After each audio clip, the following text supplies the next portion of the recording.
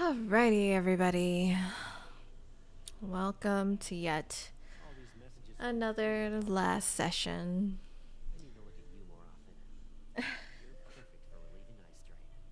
Oh, Caleb. You have no idea how sad it makes me whenever I hear them just being nice. It just, Alright. Let's see if I have enough space for this. It'd be wild if I didn't, but let's see. It'll be my first time going through the myths, so it'll be quite the experience. All right, let's do this.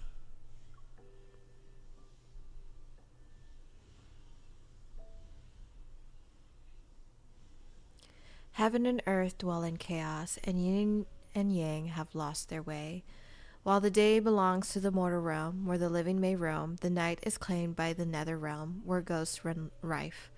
Humans shall not venture forth in darkness, nor shall ghosts walk in the light. Thus the world of mortals is bound in eternal day, and the realm of spirits in perpetual night. Oop. Come on. Oh, okay, it was just taking a while. Twilight smothers the sky, clouds swallow the last ray of sunlight, and the mortal realm sinks into darkness. Help! Please stay back! Don't eat me! What's up? Here for the shirtless man? You're right on time. I just started. The small shrine's worn doors burst open. A man collapses onto the floor. Scrambling to his feet, he sees the room smothered in dust and thick cobwebs. On the altar, several broken statues sit beneath a wavering lamp. The flickering light makes their faces twist and shift in the shadows. Ooh. Is there an immortal who can help me? A ghost wants to devour me whole! I don't know, man. Cornered with no means of escaping, he falls to his knees and bangs his head against the floor, begging every statue he can see. Spare me, and I'll give you everything I have. I swear, I'll rebuild this shrine. I don't need wealth.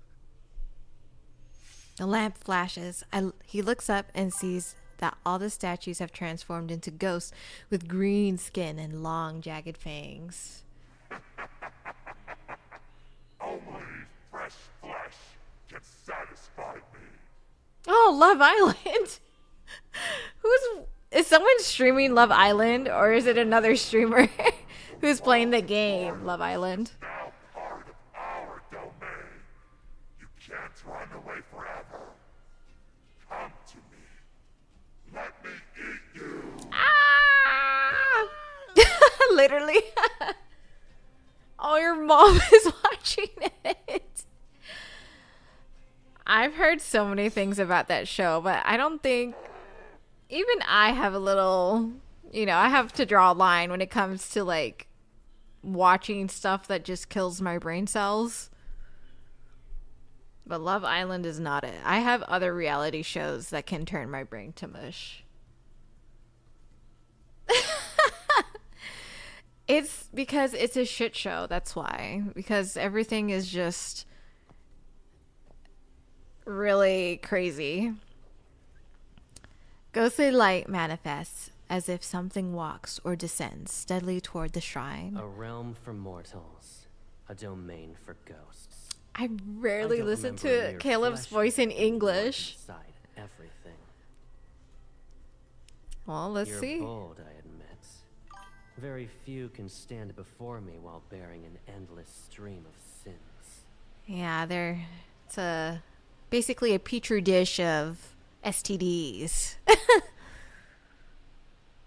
A golden lotus petal floats through the smoke and suddenly coils around the ghost's throat. It tightens. You'd like to die sooner rather than later. The scent of lotuses, albeit peculiar, permeates the air. The faint light reveals the face of the statue, situated in the highest position. It's expressionless, yet it seeps an intimidating aura. An immortal. An immortal is actually here.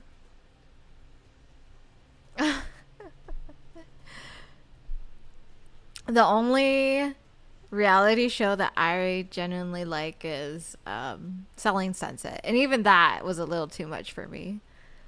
My brother is stronger than most of those immortals.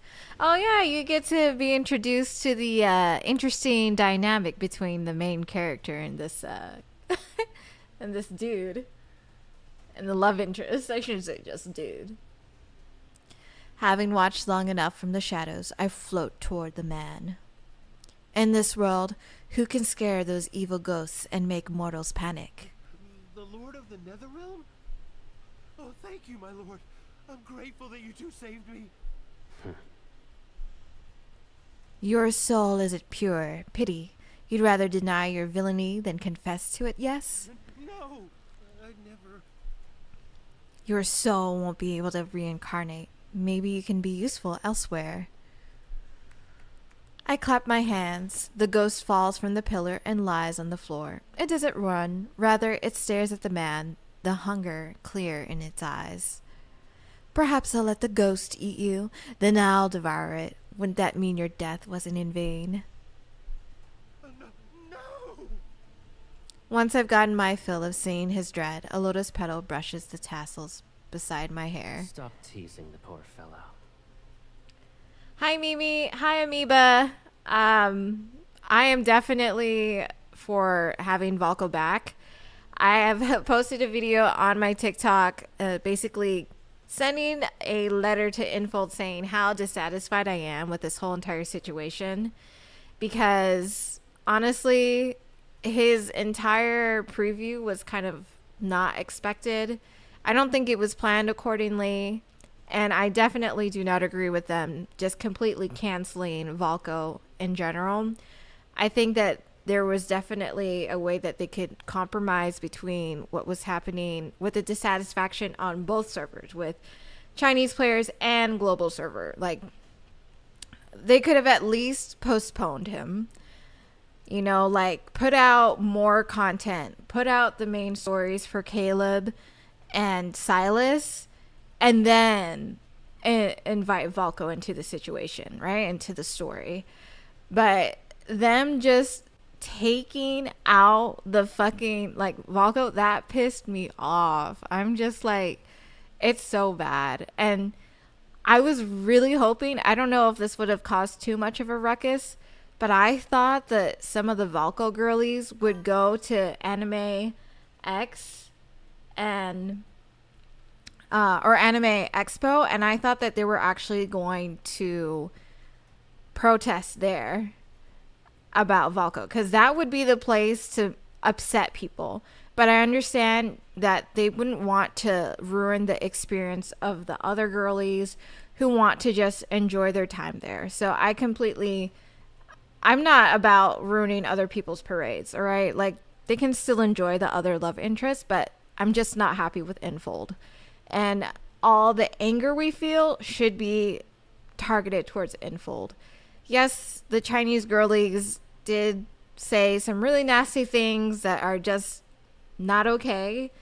But yes, I'm all for the bring Valko back. Like, I'm setting my expectations very, very low. But hey, what happens, happens. Yeah, Mimi. You don't have to like him, and you don't have to necessarily like him as a character or anything, but as long as you are fine with, like, the story's going to end up changing, and it's going to affect everybody. It is affecting everybody. The writing's going to change because they now have to retcon everything that they had planned for Valko. They've been working on him. It wasn't like just a couple months or anything. This is years. This is hundreds of thousands of hours of working. Ugh. Oh, is my audio not coming out very well? The game normally play while listening to you is under maintenance. But yeah. So right now, I'm just going to be playing Love in Deep Space up until July 9th. July 9th is the last day. Oh, okay. You can hear me? Oh, okay. Great. But as I was saying, I'm playing through the myths. I haven't played through Caleb's and Silas's third myth. And since July 9th is kind of like my cutoff day in playing the game, I'm kind of like going through all the different memories that I haven't gotten to experience. So this is my first time playing through Caleb's. But yeah, that's my opinion on the whole situation. He only has a few moments left to live. He knows his end is nigh. And I've never played with Caleb in English. Honestly, I prefer his Japanese voice. Alright, let's deal with the ghost. The ghost attempts to flee, but I leap and summon the soul guide bell. Its toll resounds. The ghost freezes and clutches its head before letting out a weak, dying whimper. Caleb! A cold light cuts the darkness and opens a large rift, pulling the ghost into its depths. I give the man on the ground a knowing smile and jump into the rift. Ooh, so mysterious, MC. Yeah, he has a very unique voice, and I think it would definitely take time. But I just love even Zane's, even though his Japanese voice actor changed. Although I don't know when they're going to implement it. I think Zane's new Japanese voice actor will start, like his new work will be in August, because I think they're doing the change either this month or it was either last month. I don't remember. I remember it was either June or July. Ooh, Korean. I haven't tried Korean, but I'm sure he sounds very delicious. The ghost struggles to crawl, then a cold flash slices its arm. What a clean cut. Man, so far this has been pretty gruesome. I like it though. Oh, wow. Welcome to the depths of the Netherrealm. A malevolent ghost like you shouldn't be here. Hello, sir. All right.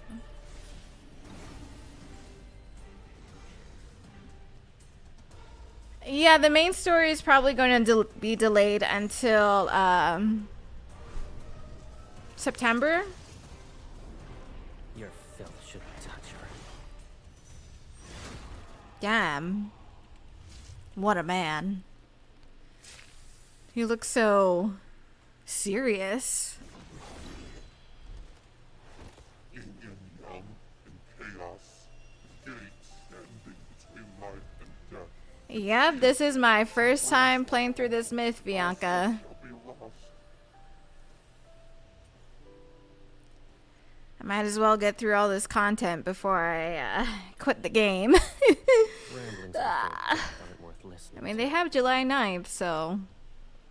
But I'm not very optimistic, unfortunately.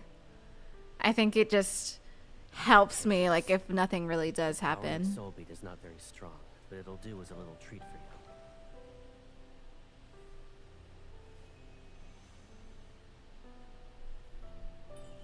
The fragrance is lovely, but...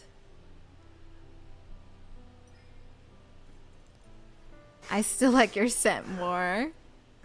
You're not satisfied, and you dare to ask me for more. Yes, be greedy with me, please. I'm yours and you're mine. I can do whatever I want. Thank you for the follow, Lynn. I really appreciate the support. Y'all are the best. Oh, and look at that. 2,000 likes already? You spoil me. Ooh, he's getting in there.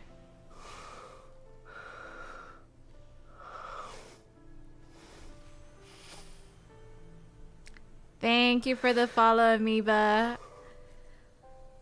You guys are amazing. Oh, and Kalia. But I'll give Man, 3 follows. I love it. Thank you so much. more than this.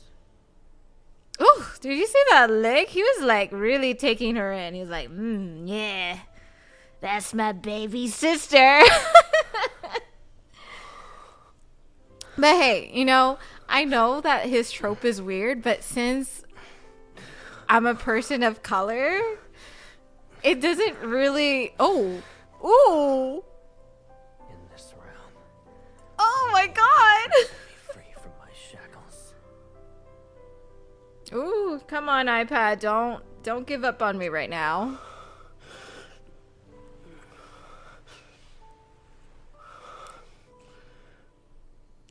Oh. Let's stay like this forever. We'll never be apart. Of course. I'll offer my baby's sister Here it is. everything she's wished for. Again. It doesn't really click in my head like, oh, they're siblings, you know? Because I remember, funny enough, this was super controversial. If this had been like met the same way that Valka was, then this would have been canceled. Imagine if they had pulled Caleb because of this. But since in China they kind of like that type of dynamic, it was fine. Like I think there wasn't as much of an uproar for sure. But can you imagine if Caleb got pulled because of this, like canceled, just taken out of the game? No, that's insane. And that's exactly what Valko did less. It was less. Like, it's crazy. I know, right, Aviva? It's just, it blows my mind that, you know, I know that there's a lot of stuff that's happening in the background because I've heard a lot of things, especially like on Instagram, TikTok, about how there are all these rumors basically happening. Ugh, man. All right, with the sun rising and the waning moon, this world turned in an endless cycle between the mortal realm and the nether realm. While the mortal realm drifted without a ruler, the nether realm was held in the grip of a pair of siblings. Together they presided over the depths, wardens of the departed souls and scourges of the man-eating ghosts that ravaged the land. From their domain in the lightness nether falls, they walked the veil between the two realms, revered by the living as the lords of the nether realm. Only later did I come to know that those two lords were my big brother Caleb and I. That is very true, that canceling Caleb is the newest of the characters, and he's been around for what, a year already? I have forgotten when I came to the Nether Falls and why I became a lord of the Nether Realm. Who was I before it all began? I know one thing, that I must remain by Caleb's side forever. If he was to rule the Netherrealm, then I would be the other of its lords. If he has to slay the man-eating ghost, then I would learn to kill. For countless years, I have been my brother's inseparable shadow, aching with a single wish for our time together to never end.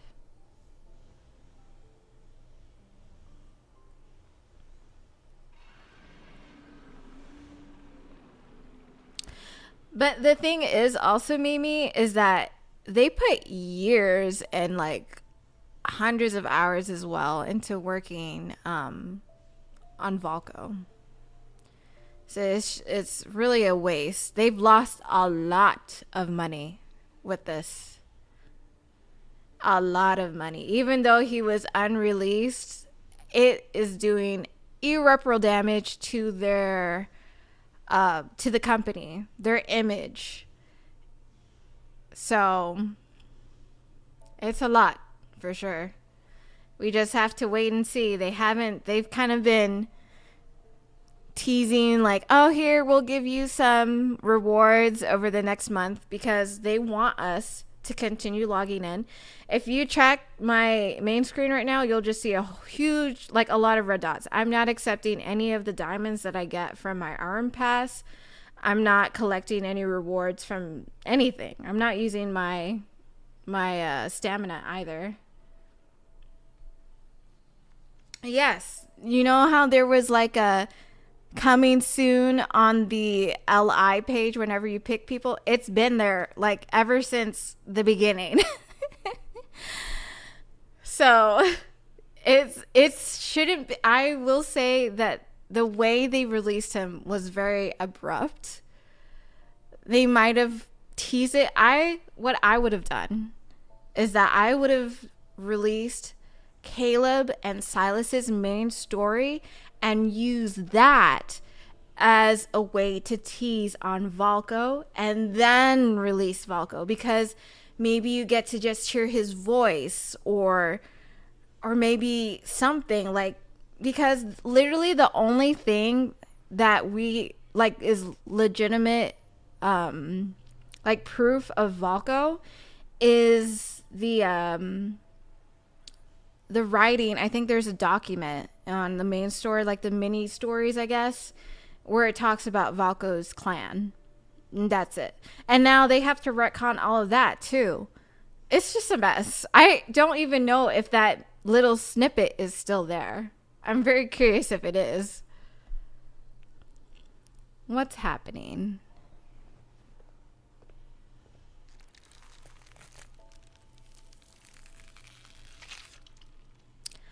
I walk past a stone screen depicting images of ghosts being slain.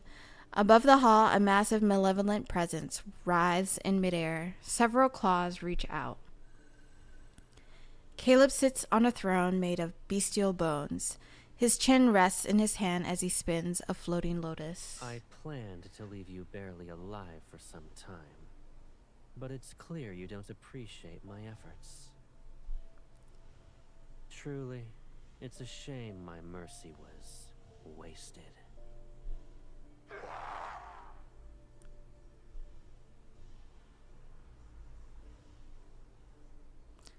Didn't Caleb and I capture it before? A month ago, Caleb took me to the northern mountains, which are hundreds of miles away from Nether Falls. We captured this malevolent ghost here, or there. Its mind has fallen apart and it can't take on a human form. However, it's more vicious than the rest. I wanted to taste its soul bead, but Caleb said it had another purpose. Lost in thought, I see the ghost claws lunge toward Caleb. He curls the fingers of his right hand. 5 golden lotus petals fly like arrows. They pierce his claws and twist them off. Why are you in a rush to die so soon? Another petal floats toward me. Before increasing its size, it acts as a shield to block the foul blood. Caleb. Come. The petal coils around his waist, lifts me, and places me in Caleb's embrace. He remains composed. Lotus petals curls like beautiful, dangerous blades. A cold, unsettling aura surrounds the strange markings along his arm. He's normally quick when it comes to killing ghosts. Is he waiting for something? A faint bluish-green glimmer flickers inside the ghost in midair. I expected this.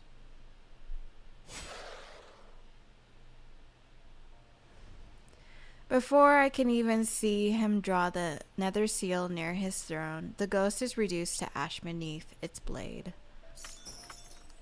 Fragmented chains fall into ash. Behind the stone pillar, several tiny shadows tremble as they huddle. So, those nether wardens accidentally broke the seal on its chains. You said the ghost was different and wanted to deal with it personally, but it's dead now. Isn't that a problem? It doesn't matter.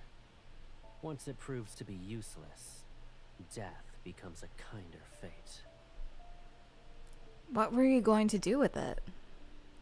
When I ask my question, I discreetly signal the wardens to run. I'm heading out. Would you like to rest here, or walk in the world of mortals? So he has no intention of telling me his objective. I don't ask him about it. Everyone has secrets. You're not an exception, but it doesn't matter how long, so long as he's by my side. Can I join you? You wish to follow me to Mount Dingshu? Are you certain? I only want you to come back soon. Wow, she's very clingy with him in this myth.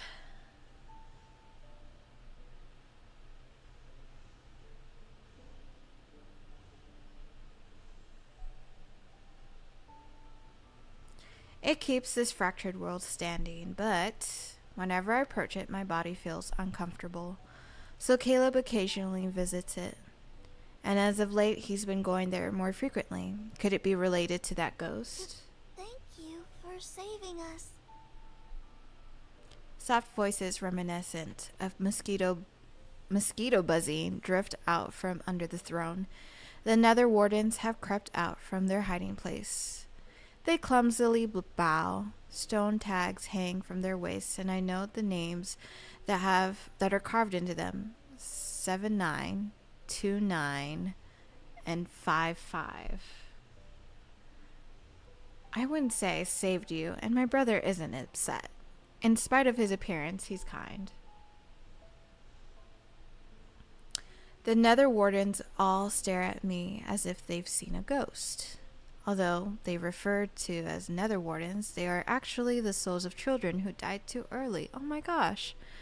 They're too fragile to withstand the cycle of reincarnation, so they reside in the nether falls. Until their souls become strong enough for reincarnation, I let them handle small tasks such as guiding wayward souls.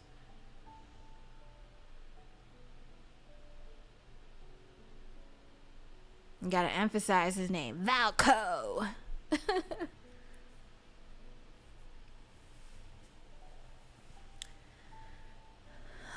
But their minds aren't more developed than a child's. Their clumsiness is a common sight. Before, for one, was guarding the gate between the two realms.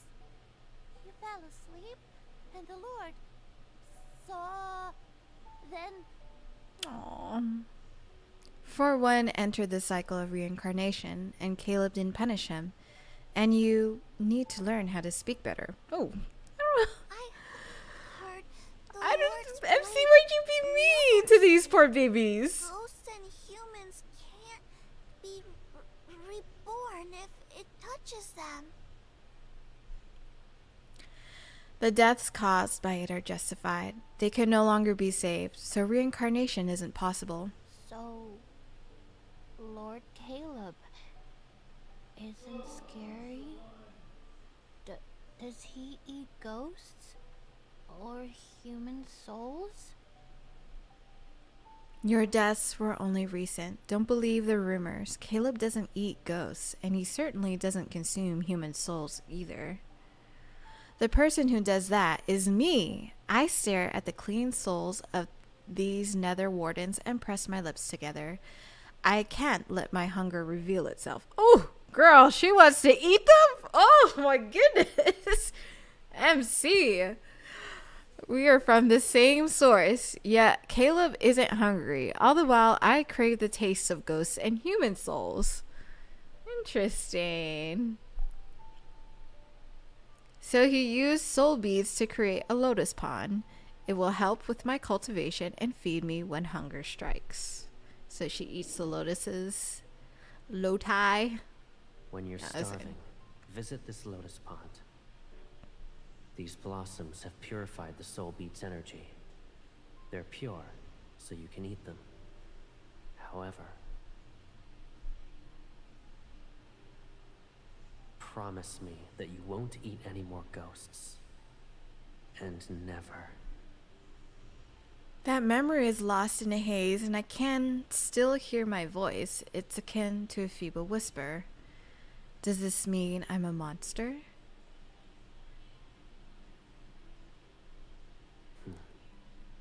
I am the Lord of the Nether Realm, And you're my sister. My equal. That means you're its ruler as well. What else could you possibly be?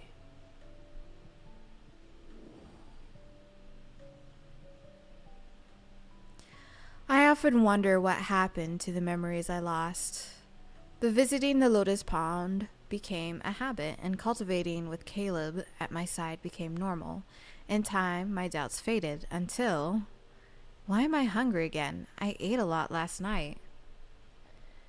This is my secret that I'm keeping from Caleb. My hunger has recently been too insatiable.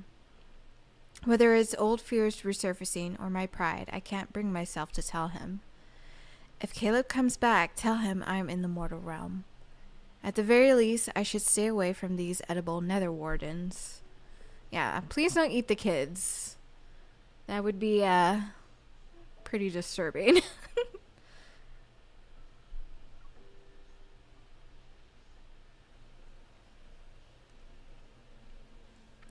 Past the gate between the two realms, the Nether Falls night dissolves into a cold haze that belongs to the world of mortals. Icy daylight presses down on bare black branches. Hey, manzanas. Welcome. Welcome, welcome. Ooh, this has been really spooky.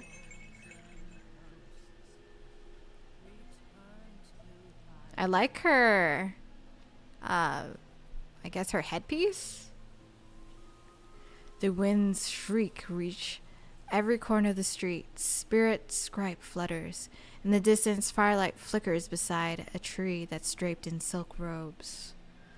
Humans move toward a mournful chant, their faces wrapped in coarse pieces of cloth. Only tired, fearful gazes are visible. The ghosts ate 2 more. We always say not to leave your home once it's dark, yet they... Some tragedies can't be prevented. Old Gao is dead, and his son has been missing for half a month. All the inauspicious signs can only mean he met a horrible fate. Thank you for stopping by, Amoeba. Have a great night.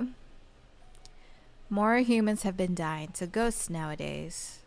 The Nether Wardens and Nether Falls will be overwhelmed if this continues. Honor one's name and live. Defy it and die. Live with good deeds. Villainy begets death. At the end of the path, shadowy figures surround a clearing with 2 caskets. The inconsolable mourning families weep. I float to a camphor. Below me is a masked spirit master who's leading the soul sending right. Bones and fangs hang from her cloths, and her body and voice are akin to old wood. However, her aura commands reverence. Husband and son are gone. How can an old woman live? Those damnable ghosts. Why didn't they eat me as well? My wife started living with us only recently. Maybe there's too many ghosts in the Nether realm. Don't let it enter reincarnation. However, the lords of the Netherrealm oversee the dead. Matters involving the living aren't under their purview. Caleb takes me along when he subdues malevolent ghosts for 2 reasons: to restore my strength and because they are always a nuisance. Yet over time, people came to see us as protectors they could pray to. Lords of the Netherrealm. Like maybe the population is way too big and because MC isn't eating them. Lords of the Netherrealm, my betrothed was supposed to present his betrothal gifts, but he hasn't shown up for 2 days. And if there's an overpopulation, it might spill into the living realm. Threatening to take my leg. My lord, Ooh. please, let the ghost torment him. I have so many wishes. I don't want to listen to any more ridiculous wishes. I disappear and float to the altar to inspect the offerings. They're plain and boring. I don't like them. Ooh, so picky. Okay, MC. O Lord of the Nether Realm, The wandering soul has returned. The living bow to pay respects. The departed find peace. The old spirit master forcefully swings the bronze bell, and everyone in the crowd kneels. The soul sending rite ends. But the crowd doesn't disperse. The surge toward the spirit master's silk charms, since they want one to ward off evil. My lord. She calmly separates herself from the noise and bows to me as I reveal myself again. At first, I didn't believe the rumors about an old, powerful spirit master residing here. Then she figured out my identity upon our first meeting. She's different from the other spirit masters. Despite knowing who I am, she has never shown a hint of fear. In addition, her ritual chants are pleasant. She also knows numerous tales that involve Caleb. Do you have any new stories? The one about Caleb fighting against 100 ghosts over a vast marsh was riveting. Those fortunate enough to be saved tell all about what they witnessed. But since everyone reveres the Lord of the Nether Realm, rumors gain embellishments with each retelling, which makes them turn stranger by the day. I'm glad you are merciful and pay them no mind. They make Caleb sound wonderful. When I told him those stories, he couldn't help but laugh. So keep sharing them with me. As for payment, I'll select a good place for your reincarnation. Wow, what the old spirit master thinks. 6 months ago, when I went to a village to make offerings to the Lord, I heard that within the local shrine, Caleb appears on the first day of each month to punish ghosts. You told me about it already. then what about someone whose soul once strayed into the nether realm? This is the and saw third the myth true for Lord? Caleb.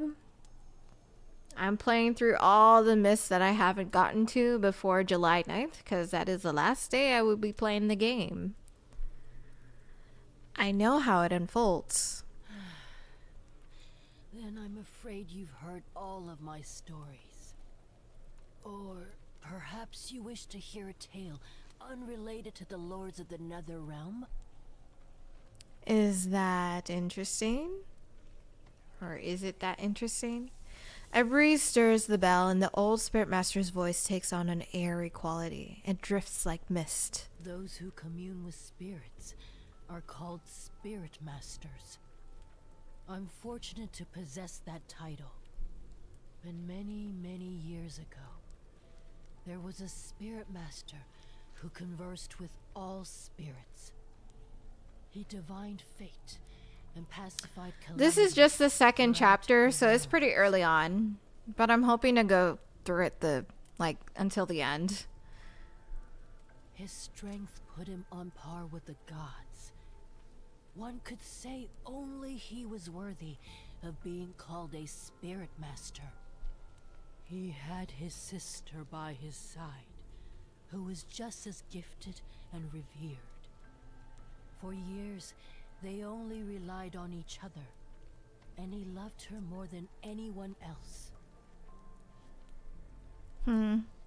Sounds very similar. She doesn't remove her mask, but as she speaks, its bestial eyes seemingly stare into the depths of my soul. Its gaze is dark, unblinking. At the time, the world of mortals was simpler and chaotic. Yet it was pure. The sky was blue, and the mountains were green. The spirit master and his sister watched over all.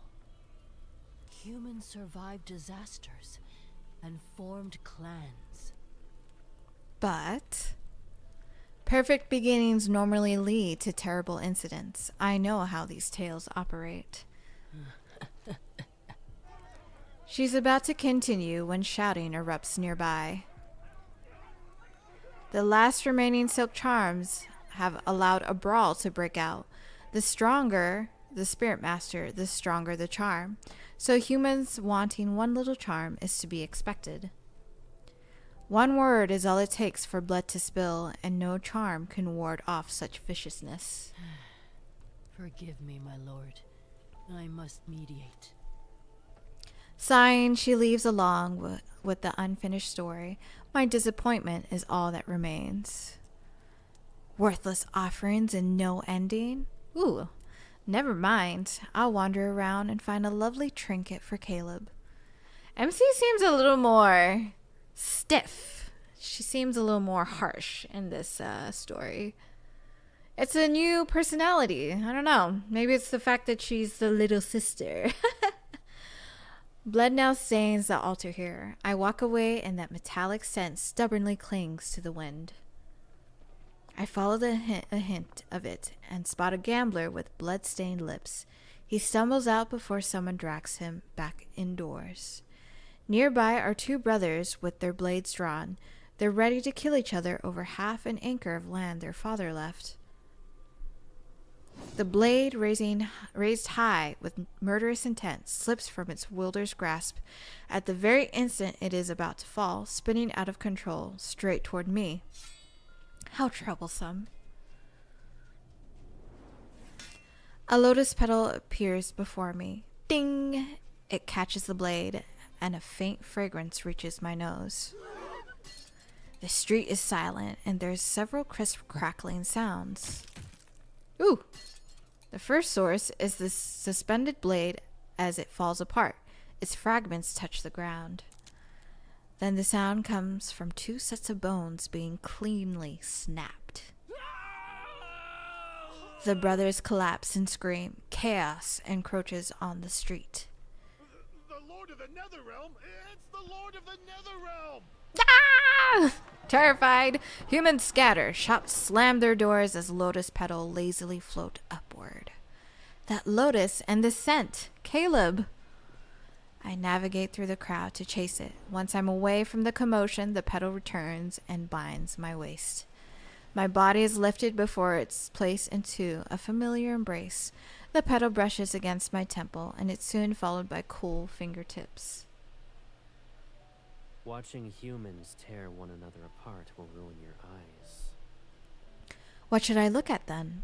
You, good sir? Ooh, I would look. His fingers shift, and a hairpin that was carved to resemble a lotus appears. He puts it in my hair. My baby sister, who has beautiful eyes, should only look at beautiful things.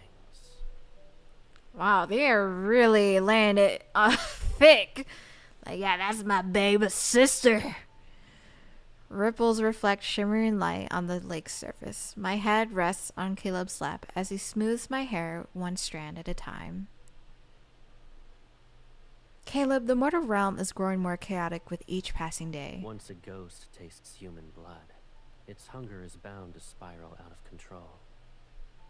Fortunately, ghosts are unfathomably foolish. If that weren't the case, the world of mortals would be nothing but carnage and ruins.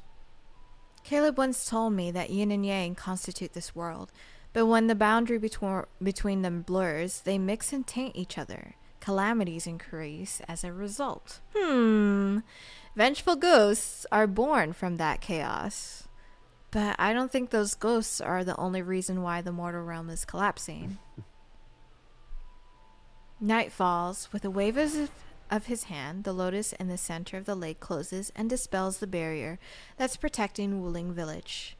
Many years ago, he sent out the Nether Wardens to plant the Netherfall lotus seeds in every place inhabited by humans.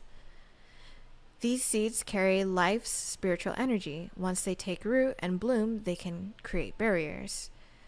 With those in place, ghosts can only roam outside these locations. It makes catching them easy. Hounded by ghosts and battered by endless calamities, mortals struggle to survive. Their hearts becoming twisted, bitter malformations are par for the course. If I were in their place, I'd use anything and everything to ensure you're alive. I would do the same. Ouch! I sat up too quickly and forgot he was still holding a strand of my hair. Caleb laughs and gently pushes me back down. There's nothing wrong with what you said. Greed, wickedness, delusions. They'll never disappear. It doesn't matter how peaceful or unstable the world is. There shall be fighting, hatred, and wars, leaving rivers of blood in their wake. Thank you for the likes, They, too, Lilac. are bound I to the appreciate perpetual it. cycle of reincarnation. And IDK, thank you for the likes. I've got 5,000. It's all because of you guys.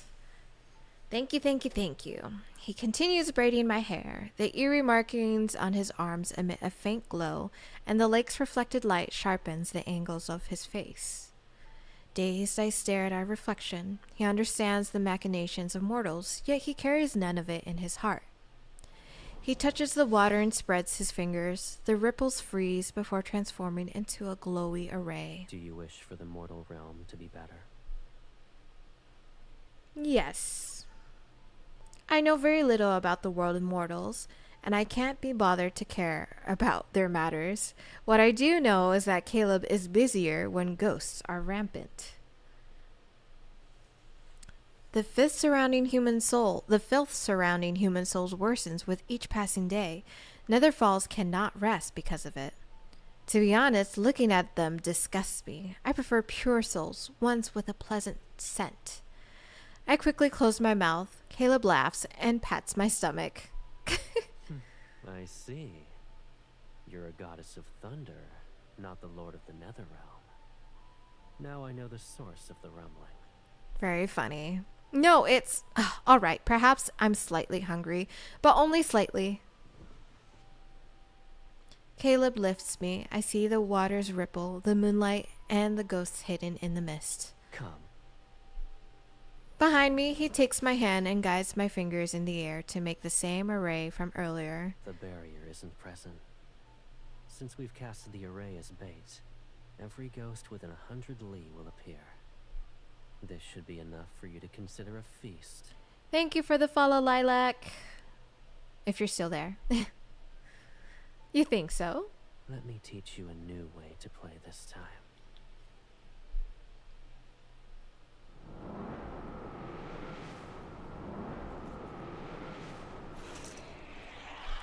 He catches a falling petal and the bamboo curtain immediately rolls up. A shadowy figure shrieks at the pavilion. The petal cuts through the water-like moonlight to slice the ghost's throat. Wow. I immediately mimic his attack when I strike a ghost, but I use too much of my strength and it is skewered. You've been taught lessons for several centuries, and yet panic is all it takes to make you return to your old methods. I respond with a sheepish smile. I used to fight ghosts in the wild, haphazard manner, which always made me covered in grime. Caleb taught me elegant techniques over hundreds of years. He even created intricate weapons for me. Can you demonstrate it to me again? I'll do it correctly this time. Watch closely. When confronting weak ghosts, aim for the throats. The stronger ones. A ghost whose murderous intent was palpable lunges towards us. You aim at the spot between the eyes.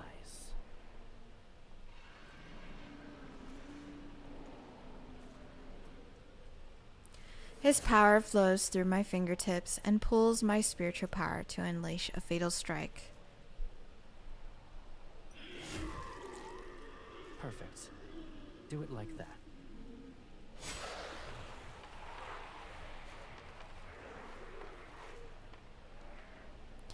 Excitement runs through me. It's not long before the pavilion's floor is covered with soul beads. Seeing me easily deal with them, Caleb relaxes and starts braiding my hair again. He holds up different hairpins, hair clips, and earrings to my head, comparing them one at a time. Should I use a cyan ribbon or a red one? I like cyan. All right. His fingers glide through my hair and weave the bright silk with each strand. Another braid appears. It's lovely, thank you. Don't get distracted. Oh, of course. I shift into a comfortable position against him and focus on the ghost rushing toward us. Caleb, do you think there will be a day when we eradicate the last ghosts in this world? It's possible. I heard ghosts never appeared in the mortal realm back then. The old spirit master said humans saw blue skies and green mountains a long time ago. I never seen a blue sky before. His arm slightly tightens around my waist. There shall be a day when we'll see those blue skies, crystalline rivers, and hills covered in flowers. It's a promise then, though Netherfall's flowers are also beautiful. I like them. However, if all ghosts disappear, I won't have anything to eat. That's not good. When that day comes, you won't need soul beads anymore. I won't feel hungry anymore, so I'll be like you? Correct.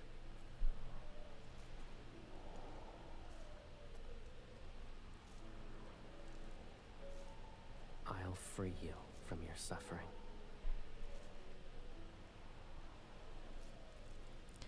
As the ghost's screams fade, I wrap my arms around his neck. Actually, I don't mind living like this. You use soul beads to create a lotus pond for me, and we cultivate every day. I'm happy. If all of them disappeared, I'll miss them. Caleb is quiet for several moments, then he kisses the top of my head. That won't happen. What was that The kissing world is sound? about It sounded kind of hollow, like he was kissing against the world we his shall create hand. is the one you want to see. I've heard some And it things doesn't about matter how it Caleb's kissing changes, sounds, at least in the we'll English version. always have each other.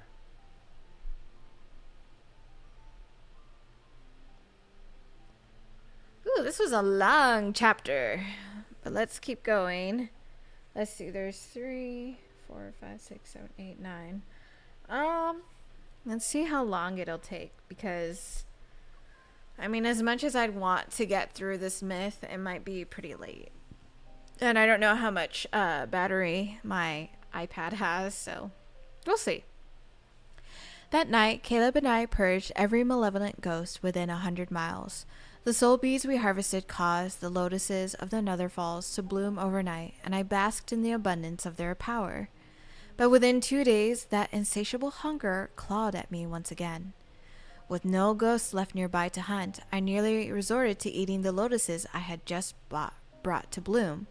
I could do nothing but try to sleep, hoping to drift through the long, agonizing hours of starvation. But it hurts so much. It is not so much hunger as it is an unbearable emptiness, a void that feels as if something is gnawing away at my body, carving a hollow chasm into my very soul. Anything, I would give anything, if only it would satisfy me.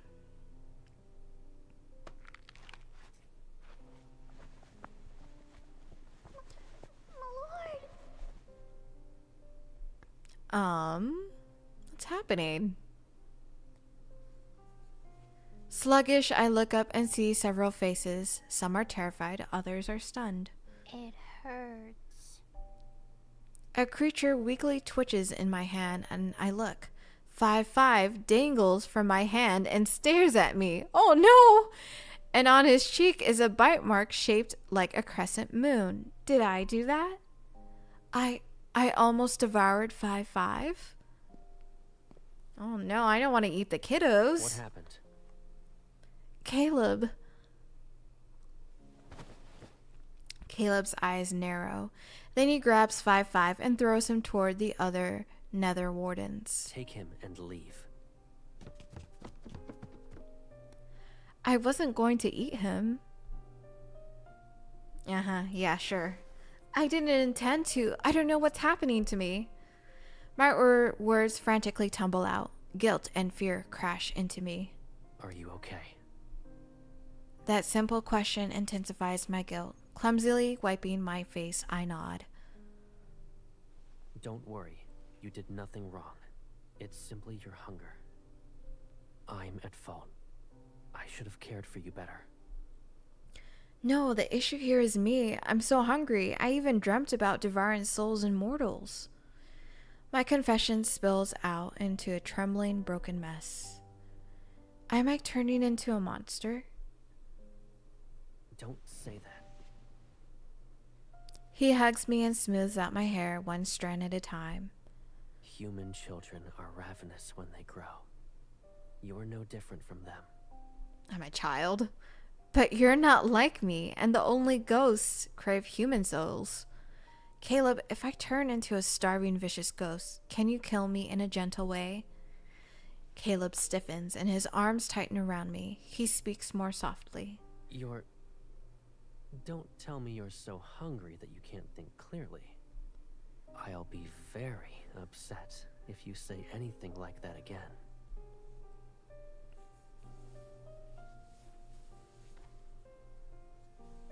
His hand glides down my back. Cool spiritual power flows into me. I'll collect more soul beats for you, but it might take some time.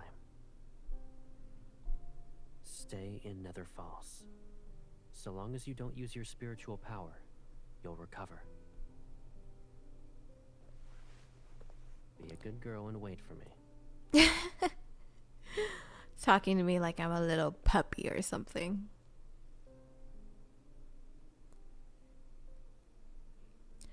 A few days later, Caleb returned with a heavy haul of soul beads, though he stayed only long enough to deliver them before departing once more. After several such journeys, the lotuses were reborn, nourished into a vibrant bloom by the steady flow of beads. Having finally feasted, my strength began its slow return. But watching Caleb tire himself for my sake sparked a fierce new resolve within me.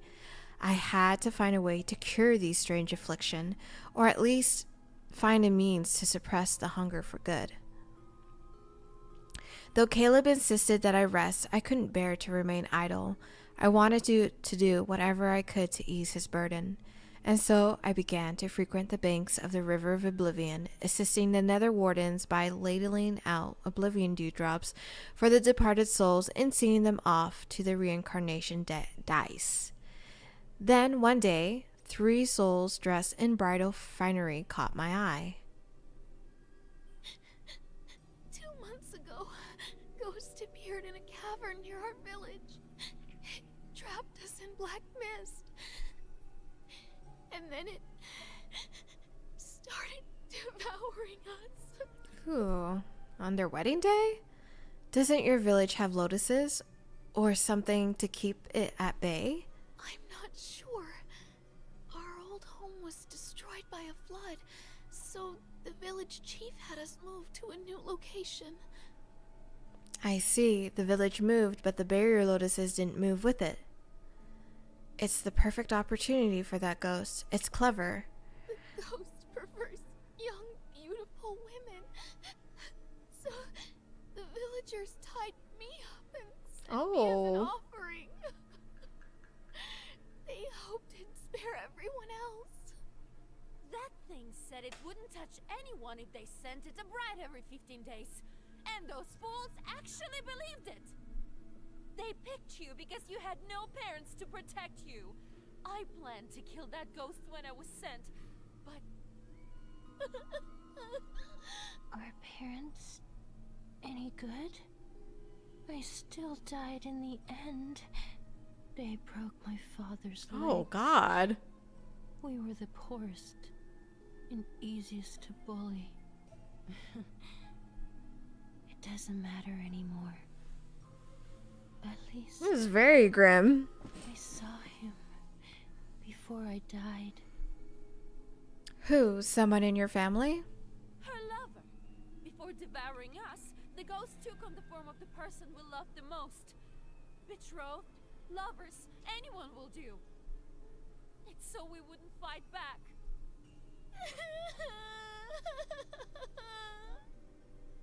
To mimic other humans, this ghost is either exceptionally strong or hiding a powerful artifact. I'm starving. It's time to find my meal. When will the next one be sent to that ghost?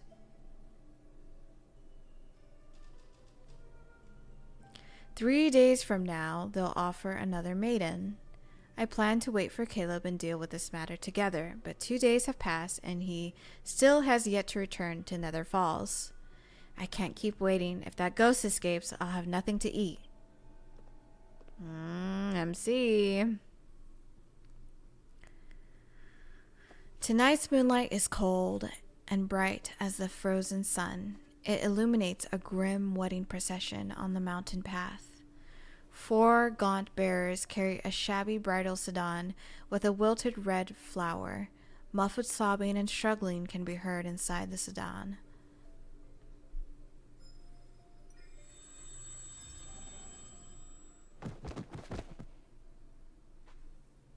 I lift the curtain. There's a bride, her hands and feet bound, desperately struggling. Shh, stop crying unless you want the ghost to appear sooner. Take off the bridal dress. I'll be the bride tonight. And don't return to that family of yours. I give her a lotus petal. Keep it. It shall guide you elsewhere. So run as far as you can. She bows to me again and again. Then she hesitates. But if I run away, what will happen to you? I'll be all right. I'm too busy figuring out how to wear this ridiculous pile of silk. I wave to signal her to leave. In this world, there isn't a ghost who's foolish enough to let these claws touch me.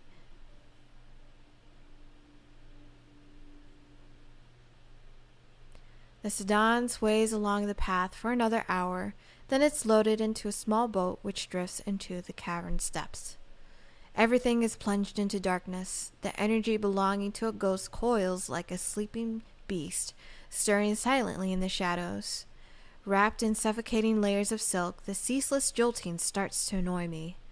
Do mortal brides always suffer like this when they're about to be wed? I rip the stifling veil off my face and toss it aside. If it weren't for marrying someone you love, would a sane individual endure this? Thinking of those brides dragging through misery and terror only to be wed to a ghost, death would be too kind a fate. It deserves worse. The boat shakes and slowly comes to a stop, wailing like a chorus of restless spirits. Wind traverses the caves connected to one another. The world beyond the sedan curtain is brightened. Firelight dances on the river as footsteps approach and stop at the shore.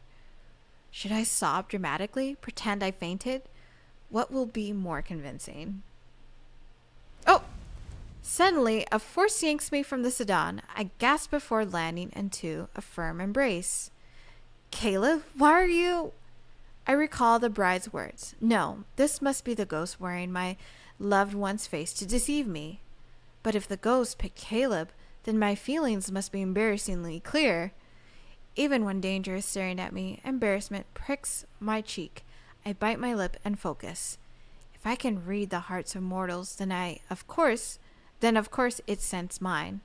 It must be using a powerful artifact. I'll play along and try to find it. With that decided, I let tears well up in my eyes. Oh.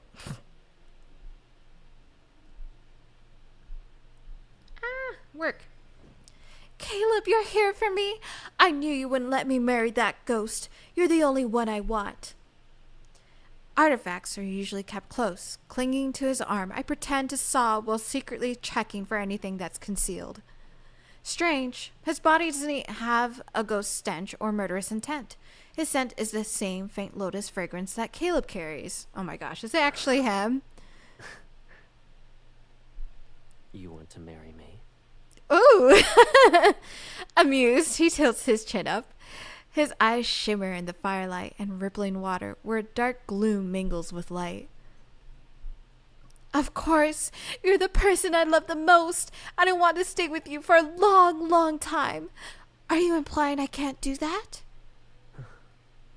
Then we're of the same mind.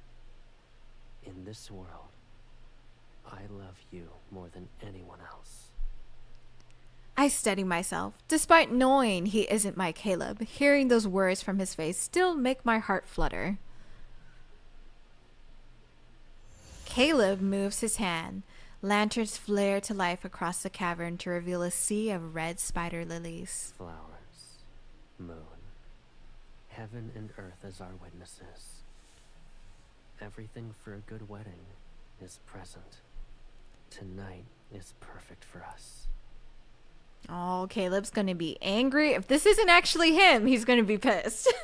Like, you almost married a ghost. Not my baby sister. Hold on to me tightly.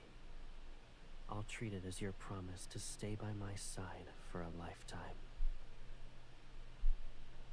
Without drawing attention, I drop a lotus seed from my sleeve while nodding and walking with him. Yeah, this isn't Caleb. He wishes.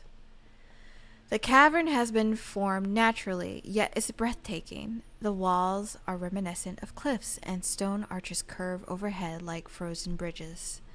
Patches of green light shimmer across the rocks. They're akin to stars scattered along the walls. Caleb seems to believe I'm a love-struck bride who adores him, and he's been surprisingly gentle. I slow my steps, and he matches my pace without saying a word. When I pretend to stumble and reach for his waist, he steadies me and holds me closer. Careful now. I believe my foot landed on something. It's merely a rock. I nod, but out of the corner of my eye, I see him turn the crushed bones beneath my foot into a cluster of spider lilies. The entire area must be part of his illusion. I don't know. I can't tell if it's actually Caleb or if it's this ghost. It's kind of reminding me of Heaven's Official Blessing. When I look up again, a chamber located deeper in the cavern has been transformed into a true wedding hall. Colorful banners, golden bells, scarlet silk draped across the ground, and candles carved into Lung and Fang bathe the space in warm, bright light. I'm not well versed in mortal weddings, so I prepared what I could. If it's too simple, I'll hold a grander ceremony for you at another time. How can that be? Both of us are here. It's already perfect. A ghost staging his own wedding before eating a human. Is he a lonely widower? Caleb lifts one end of the red wedding ribbon and places it on my hand. He's holding the other end. Tinged with the scent of flowers, a sharp chill spreads through the air. A dangerous allure softens his features. I don't believe in heaven and earth, and there are no parents to oversee our vows. The ceremony. Why must we place great significance on formalities? I'm marrying you. That's what matters. It'd be best if we finish this quickly. Besides, I refuse to let my first wedding be wasted on a ghost.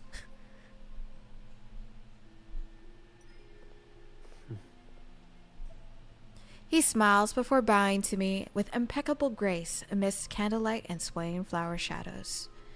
I'm caught off guard. I've only known him as awe-inspiring and fearsome. I never thought he could be so composed, so poised. And the way he gazes softens, how he confidently carries himself and his movements. It's uncanny. Can a ghost truly imitate Caleb this well?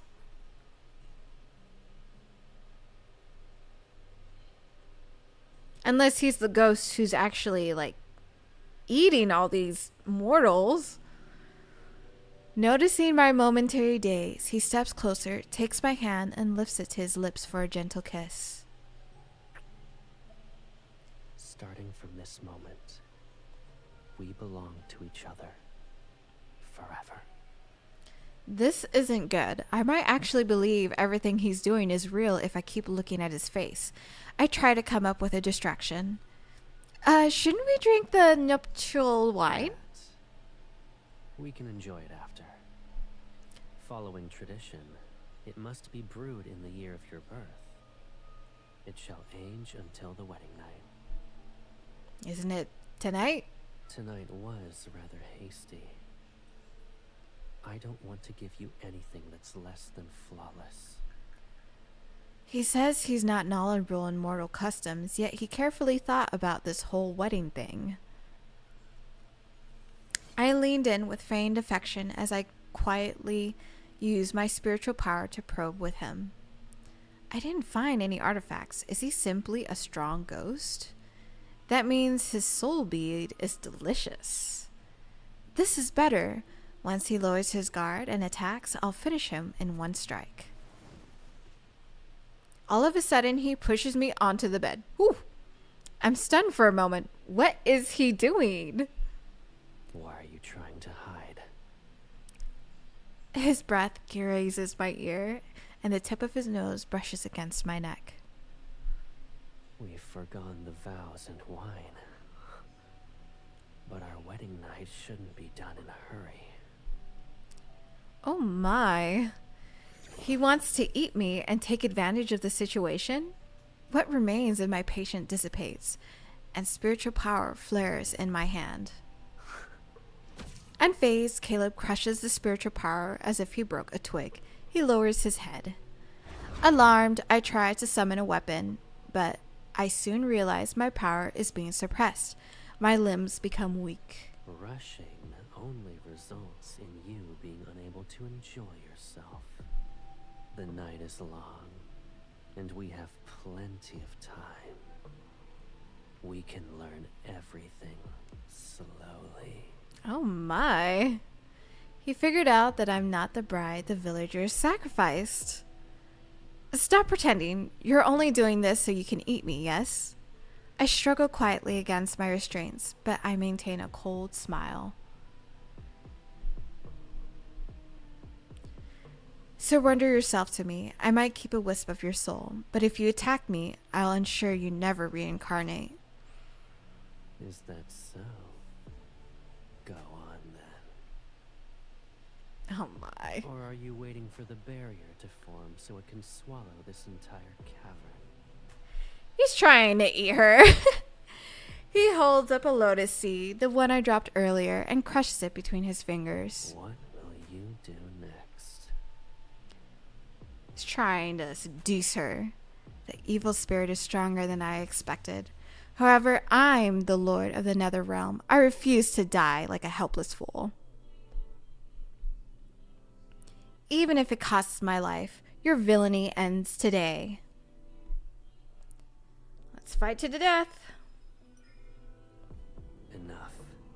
Don't make things worse for yourself. The power I gathered is snuffed out. Then I feel a familiar spiritual power wrap around my ankle. It spreads throughout my body. It moves through me at an unhurried, deliberate pace. I look up in surprise, only to accidentally breathe in the fragrance of lotuses. You still don't recognize me. Oh my gosh, it was him the whole time. I'm upset, to be honest. Gentle, familiar kisses trail down my neck and collarbone. I don't move, but then I realize it.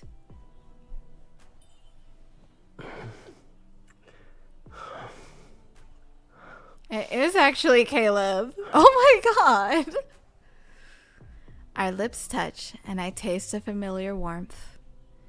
Caleb was the one marrying me this whole time.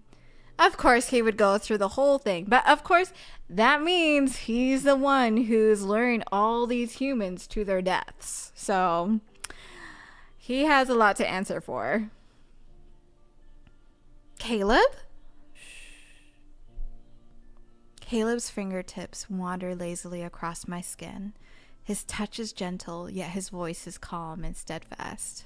That ghost is more cunning than I thought. It hid itself once it sensed my presence. I took its cavern and claimed its bride. It won't be able to restrain itself for long.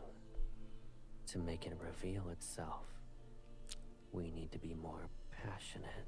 Ooh.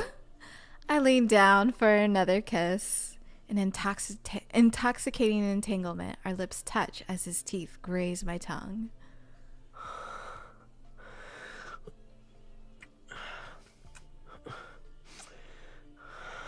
Oh my goodness. Yeah, Jojo, this is... If you don't like it, feel free to leave. It's okay. It's just a part of the story. His spiritual power is akin to cold spring water at first. Then it transforms into smoldering flame that gently embraces me. Were you going to marry that ghost if I wasn't here? Tell me. No, As I relax, a new kind of dizzy warmth takes over.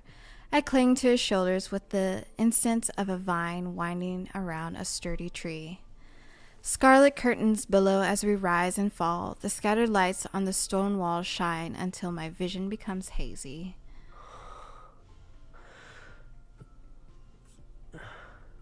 We're off in another falls for this.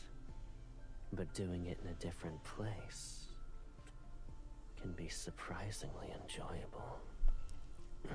Wow, he's really getting into it. If you like it.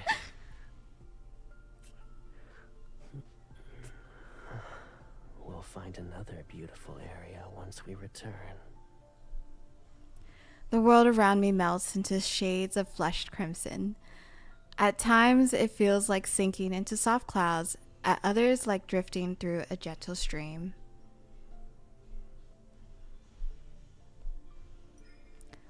With an equal hunger to match his, I kiss him and trace every part of his body, the bright and the gloomy. You missed this event? Oh, you didn't get to pull for this myth? His hair cascades and it tangled with mine. It flows like water between our bodies consumed by passion. It's as though a lotus seed is sinking into a pool and taking root. It sprouts and the current spirals through every part of it. Two vibrant flowers bloom from the nourishment, their petals dripping with dew. Well, we all know what that means. The cavern's dark depths, a foul presence stirs and encroaches like a web of cold, sticky threads. Well, feel free to, this is only like the 4th chapter, so if you want to see the rest of it, I'm going to try to go through it. The walls explode and the wedding hall is destroyed. Only the bed remains untouched as an invisible barrier protects it. You thief! How dare you steal my bride? Mine! She belongs to me. Caleb smooths my rumpled clothes with gentle, deliberate movements. His concentration hasn't wavered, not even once. Caleb, let me take care of it. Very well. It has been quite some time since your last hunt. Consider it an appetizer.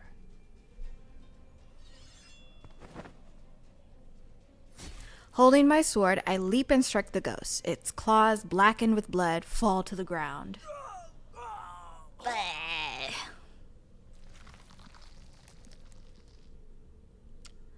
In the blink of an eye, liquid splurts from where I cut it. A new set of claws burst forth.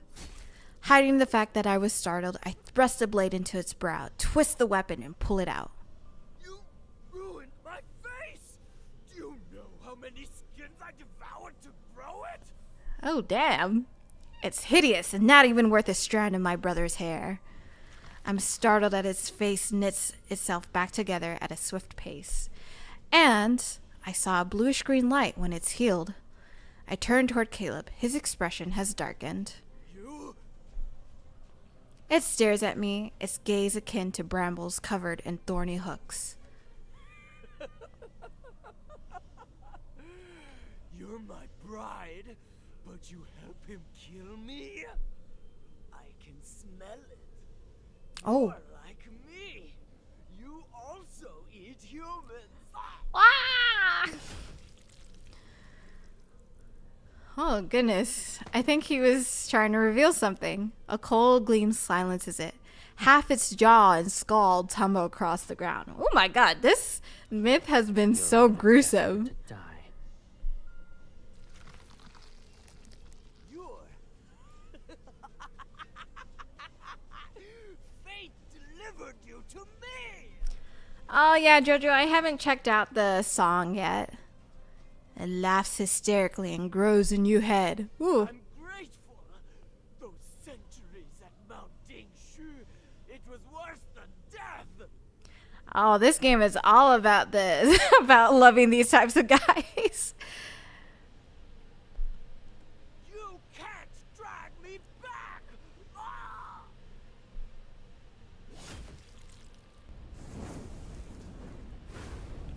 Cold, howling wind enveloped the cavern in an illusionary purgatory.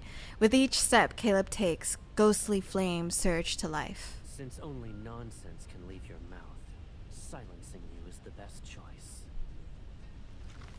It's regenerating again. What do we do? Will ensure it can never heal.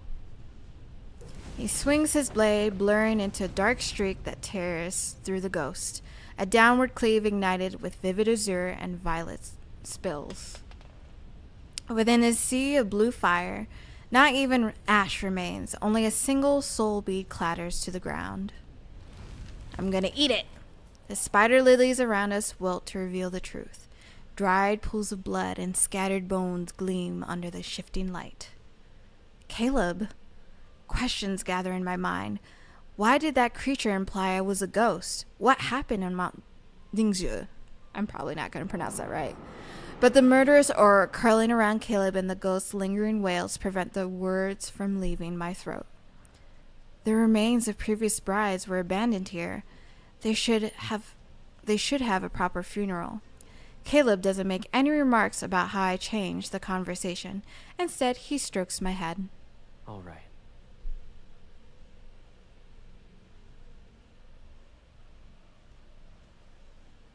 Again, Jojo, this is just the game I'm playing. If it does make you uncomfortable, I suggest that you find another stream, since this is what I'm deciding to play.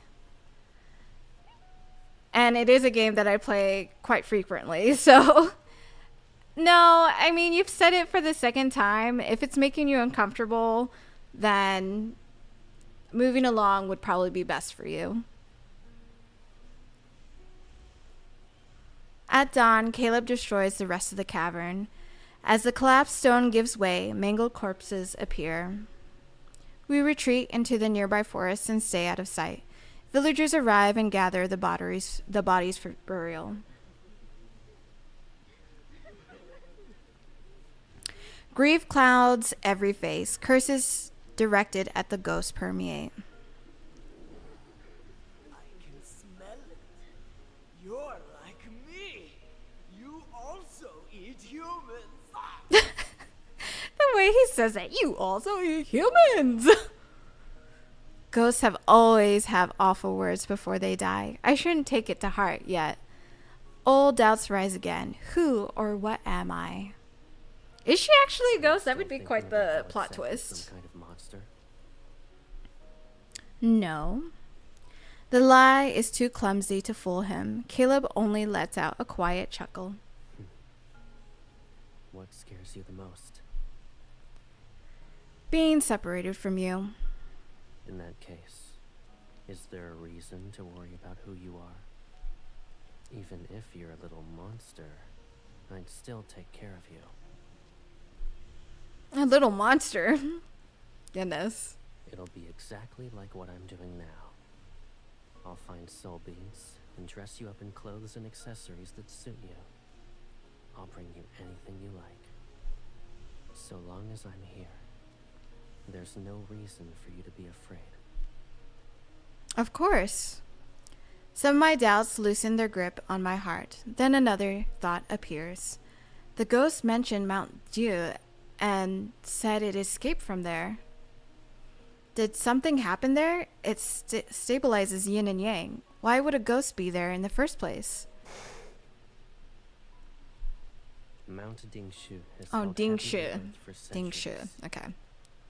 Too much time has passed, and calamities continue to appear. The array carved into its foundation was bound to falter. As for that ghost, I suppose it slipped past the weakened array and found itself trapped. But its word, it seemed to imply that Caleb was the reason why it couldn't leave Mount Dingshu. No, I can't let my faith in Caleb waver. A ghost's words shouldn't plant seeds of doubt.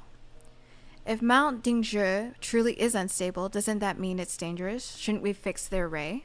Arrays from ancient times aren't that fragile. They're not going to fall apart even if they remain untouched for centuries. But, given our current situation, it technically is an issue. He looks into the distance. The villagers have left the cavern and set the corpses on the ground. I'm heading back to those interconnected caves. Assuming the ghost didn't lie, his escape wasn't by chance. Something else must be present. And I might find more remains that belong to its prey.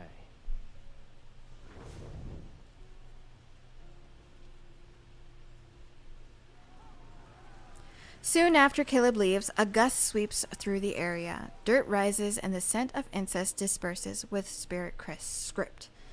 The ghost has returned. The humans run away and abandon several caskets. I pluck a few leaves and turn them into thin sheets to cover the bride's remains. Then a glimmer of light flits across my vision. A dragonfly. Its translucent wings stir the mist like ripples on the water's surface. The chime from an old bronze bell drifts. Is that the old spirit master here? Ugh, I cannot read. I'm so sorry. We meet again, my lord. What are you doing here? Deep within the mountains, this place is far from Wuling village. I'm uncertain as to how an elderly woman managed to arrive here. I'm visiting an old friend. And this morning, a family asked me to send off their daughter's soul. But when I arrived, they told me she wasn't amongst the dead. She must be referring to the bride I rescued. The masked spirit master shuffles, her legs unsteady. Then she bends down, her fingertip stained in cinnabar, traces the bones inside the caskets. Heaven and earth are in disarray. Yin and yang are unbalanced. Turmoil eats the mortal realm that grows weaker with each passing day. I've traveled south and past many empty villages. If this continues, more humans will die. Forgive me for being blunt, my lord. But can you truly watch mortals suffer as their world falls apart? Caleb and I oversee the dead, and only the dead. If the mortal realm is worthy of your concern, find the individual who rules it. He who rules over the world of mortals. Who knows when he might appear? And how is this related to me? Although I may have instances of unruliness, this world might still have a glimmer of hope, should there be a hint of compassion in you. When someone is willing to bear the burden of saving all beings and balance yin and yang again, perhaps the mortal realm can be reborn. I don't know whether to nod or shake my head. Something's not right. I agree. Caleb's hiding something. Why are you telling me this? Please forgive me, my lord. An old woman can't help but want to ramble. It's all right. Ah, yes, you never finished the tale involving a certain spirit master. I don't want to hear her sigh again about saving this world, so I direct our conversation elsewhere. He and his sister protected humans from countless disasters. What happened to them? He died. Oh, really? Of course he wouldn't be alive now if he lived thousands of years ago. He died in his fight to save the world of mortals. Oh.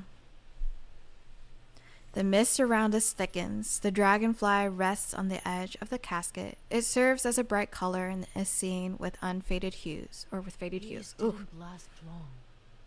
The world splintered in a single night as the mortal realm collapsed. calamities followed suit. Wildfires turned mountains into barren fields. Rivers and lakes dried up.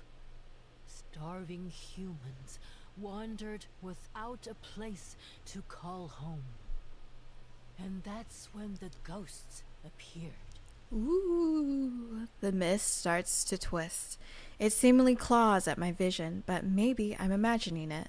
To this day, some believe the first ghosts were humans driven mad by hunger. They butchered and devoured their own kind and fell into corruption as a result. Is that another tale? You've been trying to imply something. What do you actually want to say? You can treat it as a simple tale, my lord. She doesn't wait for me to respond. The Spirit Master arrived in a place called the Hesperion Reach. He struck the drum of heavenly decrees. It said the ancient relic can contact the heavens. Only someone with immense spiritual power could command it. Thus, the Spirit Master received the heavens' guidance and saved the mortal realm. The drum of heavenly decrees, Hesperian Reach. I repeat those names in my mind. To honor him, humans built a mausoleum and statues in Hesperion Reach. They worshipped and prayed to him every day and every night.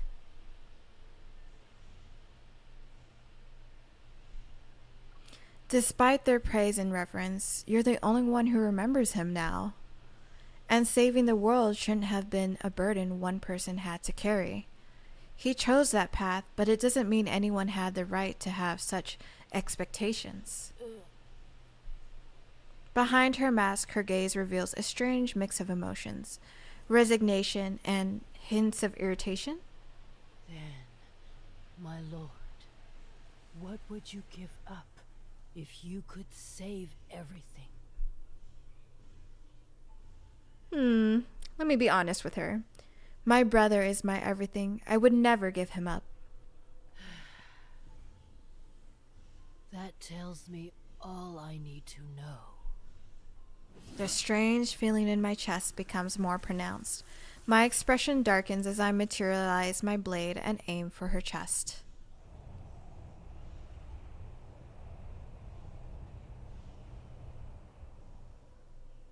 An illusion? Who are you speaking to? I think I saw that old spirit master from Wuling Village. Leaving out the details of our conversation, I explain what happened. Caleb's brow is slightly furrowed. You don't need to be concerned about her. Even with a few peculiar tricks, she can't compare to the ghosts we've dealt with. Once we return to Nether Falls, I'll investigate who or what she actually is. Yeah, she's kind of suspicious. Here, look at what I found.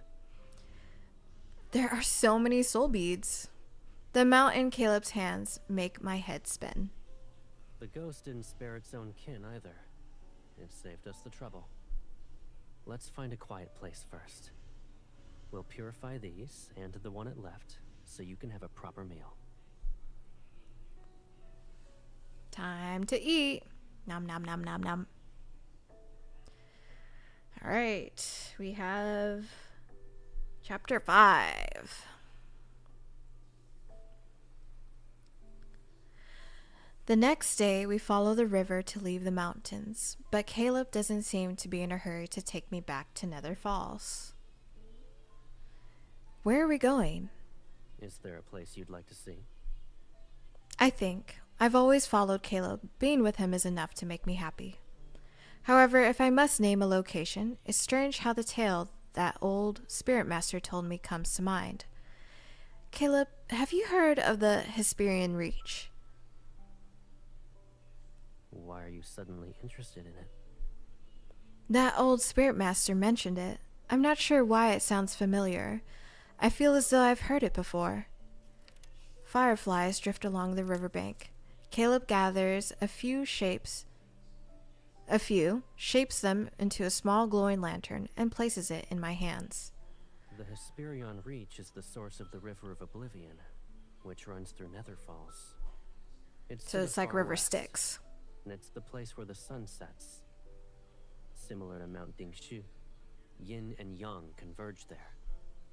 Hi, Now, Wendy. I see it's a you. ghost town. What do you mean? Only ghosts live there. My eyes widen, and he taps my head. They're ancient, so they lack soul beads. You can't eat them. Aww. It's also why they're unable to leave. They're forever bound to the Hesperion Reach. I nod. Then my retort escapes as a mutter. I wasn't going to eat them. I pause and wave my words. Oh, his laugh is so cute. I want to see the Hesperion Reach. There must be a reason why the Spirit Master told me that story. What she wants to reveal, it involves the Hesperion Reach. If you wish to visit it, then that's our destination. I plan to go there in any case. But you must promise me. Once we arrive, don't be upset. Upset? Why would I get upset?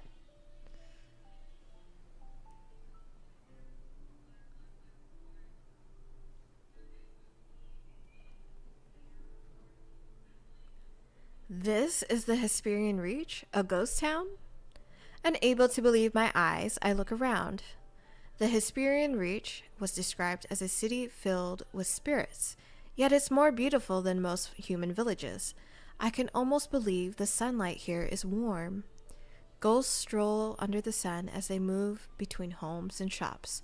There aren't many of them, yet I can sense an uncanny liveliness. What a handsome spirit. Where did it come from? Are you talking about my brother? Where he settles down, I'll ask him to share a drink with Oh me my tonight. goodness. Ladies. Do you think you still have a chance? Oh, please. You are at least 8 centuries older than I am. No wonder he told me not to get angry. I grit my teeth, wishing I could wrap Caleb in a blanket to hide him. The Hesperion Reach's ghosts look stranger than the ones outside, and Caleb, who's walking amongst them, stands out like a shining beacon. Hi, Chickwoo! Welcome to the stream. They don't dare to move closer because of Caleb's presence, but their hungry gaze keeps circling him. Fiery little thing, aren't you? With that scrawny body, you crack someone's teeth. Who'd even want to? Ah! The ghost's tongue is sliced into pieces. It falls onto the ground and writhes. Oh my god! Since you can't use your tongue well, Oh. your little sister ought to enjoy some snacks. Jeez. Pfft, I don't need them. Tongues that can only ceaselessly flap are disgusting. You two! How dare you hurt the Hesperion Reach's most beautiful spirit! Everyone, grab something and... Ah! The skull's shape is adequate. Unfortunately, it's not good enough to be a wine vessel. Oh my god. He tosses the wine vessel aside and crushes it with his foot. Who's next? Try to approach as a group. It'll save us time.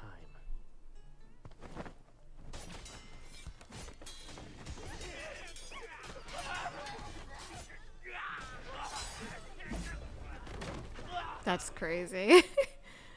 It doesn't take long for the whispers to change from praising his handsomeness to saying he's terrifying and handsome, which is valid. He's both. Before we arrived, Caleb disguised our spiritual power to resemble that of a ghost. These hideous ghosts, now more battered, leave and clear a path. It's almost like they're imitating how humans live. They've been isolated for so long that they started exhibiting behaviors from ancient times. They're attempting to return the Hesperion Reach to its former glory. And And since they can't leave to hunt humans, they live off the beasts that wander in. As a result, the air here isn't as foul or corrupted as other locations in the mortal realm. Huh. Interesting. That explains why they're not as hideous as the ghosts I've seen prior. Their faces have a simplistic charm. I wonder if the air they're mimicking is the same one from the old Spirit Master's story. I look at Caleb. Under the gentle sunlight, his sharp gaze has slightly softened. Caleb, you're here for a reason. Is it related to Mount Dingshu? I can't hide anything from you. I left something here a long time ago. And what is it? I'll help you find it. It's not urgent. I wouldn't say it's important, but it'll let Mount Dingshu's array last longer. A couple of thousand years. If I find a lead, I'll ask for your assistance first. I understand what he's implying. I need to save my strength because none of the Hesperian Reach ghosts possess soul beads. I'll keep that in mind.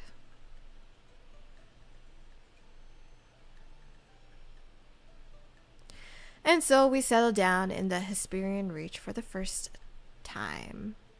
Thanks for Caleb's reputation, every ghost we meet treats me with the utmost respect and answers all my questions. How long have I lived here? I don't remember. There was once a mountain nearby, but it's been reduced to rubble. If we talked about the years before that, the Hesperian Reach still looked like this, and I was still a chef. Some tried to leave, but they couldn't reach half before being turned to ash. Who would dare to do that now? I thought I would get to taste human flesh. Ugh. But once they mentioned the Spirit Master from the tale I heard, every ghost's face pales. They run soon after, which piques my curiosity. At last, one of them confesses. The Spirit Master's mausoleum is up north. Go on your own. Don't make me escort you. It's a very interesting accent for that NPC. The mausoleum is vast yet desolate. There are only fragmented pillars and halls that have collapsed in on themselves. The air is so still that even the wind is quiet. Time has seemingly stopped, and only the faint sound of my footsteps crushing the tall grass breaks the tranquility.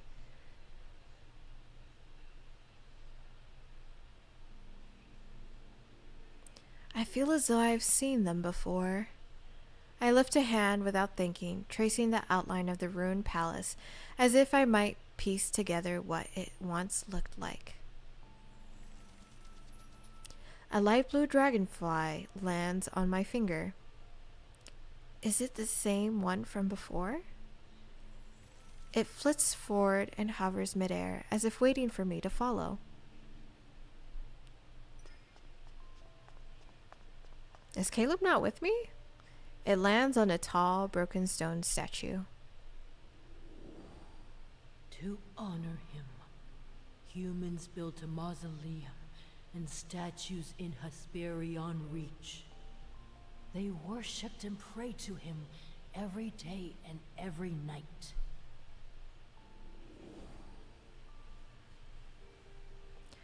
I look toward the sunlight, but half of the statue's face has been destroyed. Time has worn away the other half to the point where it's almost unrecognizable. Emotions stir in my heart. They're strange and muddled, as if the ancient silence around me is swallowing them. My gaze drifts to its hand, where a stone ring rests on one of its fingers. It resembles half of a blooming lotus.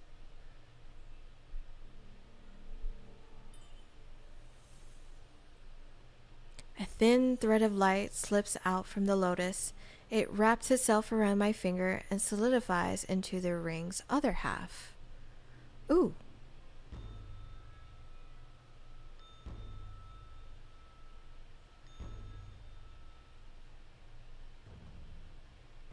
O sun and moon, be the mirrors that witness. Mountains and streams mark the river of time. A divine blade reflects blazing sunlight as it shines on the poised, striking figure holding it aloft. Incense smoke curls around an altar as banners flutter in the wind. He moves to the beat of the drums and bells. Each step he takes is slow and deliberate as he chants solemn prayers. Colorful ribbons stream from the ornate beast head mask, rippling with his movements like cloud trails following a descending deity. 1,000 years without calamities. 100 generations of absolute prosperity. Humans gather below the platform and bow to express devotion. Their reverent gazes rise toward the heavens and the figure who shines like the sun. Caleb? No, this is the Hesperian Reach in the past, and he's the spirit master in that tale. When those thoughts appear, the scene before me shifts as though the dream unwound. Oh my gosh, this is his outfit from one of the events. That's actually a good way of using it. The Spirit Master has removed his ornate mask. The distant divine figure that's the epitome of purity seems to be within reach. Why are you staring at me like that? You forgot who I am? He sits on the stone steps while using a small knife to carve something. You kept pestering me about wanting a mask as impressive as mine. Am I mistaken? But it's too heavy for you. You'd only be capable of wearing it for a second. Under his knife, a beast bone becomes a refined piece. I caught another beast and brought back its skull. It's the same as the one used to make my mask. I figured I could make an accessory that would suit you. Come closer. Do you like it? Why does he sound familiar? I try to walk toward him, but it's as if heavy weights are shackled to my feet. My consciousness grows heavy with every step. Once it's finished, I'll tie colorful ribbons onto it. You'll look beautiful when dancing. Why are you... A pair of arms catches me, and the subtle, intoxicating fragrance of lotuses drifts closer.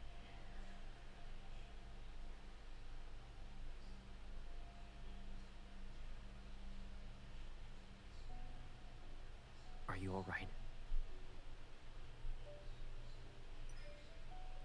Hesitant, I touch his face. It's cool, but his breath that caresses my skin carries a faint warmth. I wasn't dreaming? What happened? That statue. I stop myself. The lotus ring isn't on my finger, and the destroyed statue is the same as before, silent and unmoved. Maybe it was a dream. And yet it was so lifelike and vivid that my heart raced. What matters is that you're all right. Many humans died here a long time ago. Years have come and gone, yet their souls still linger. Although they can't touch us, losing ourselves in their memories will be troublesome. If you ever find yourself wandering by yourself, don't visit this mausoleum. All right. So, did you come to find whatever you lost here? Correct. But it seems I've only been met with misfortune. Why would it be in the Spirit Master's mausoleum, though? I heard this is the resting place of a Spirit Master who lived in the ancient times. Do you share any past ties with him? Caleb doesn't immediately react to my question. It's as if he expected this. In the mortal realm, the more precious something is, the more likely it's buried with the person they deemed the most important. In an area as desolate as the Hesperian Reach, this mausoleum is the only place that might still hide anything of value. You're correct. It's possible I only saw a lingering fragment of that Spirit Master's soul.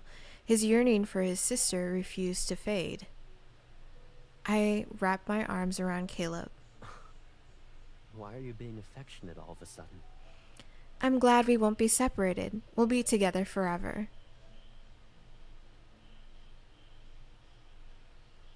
He pulls me closer, and the lotus-shaped accessory on his ear caresses my cheek.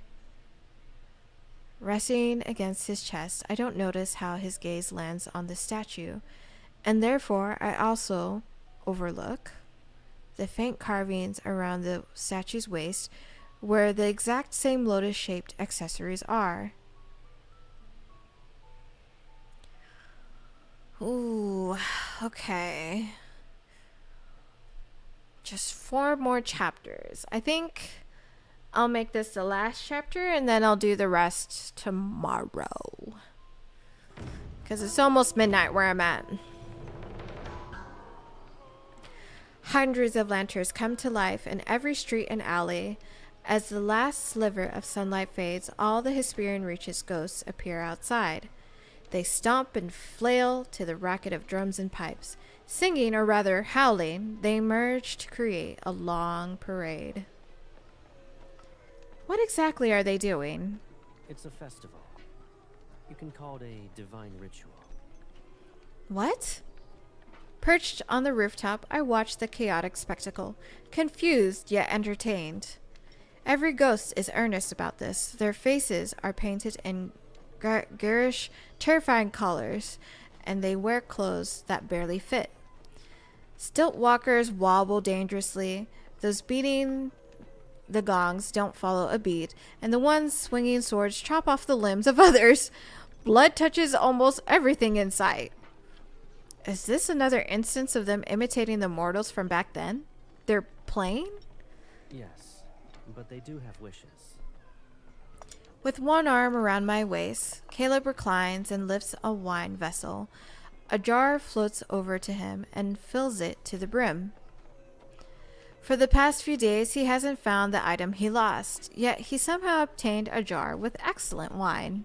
Listen closely to their screams. I strain to make out the words. Ooh.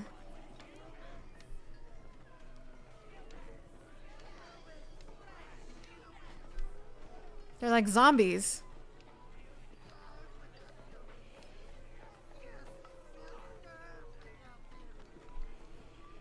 The parade carries a ghost who's been gutted.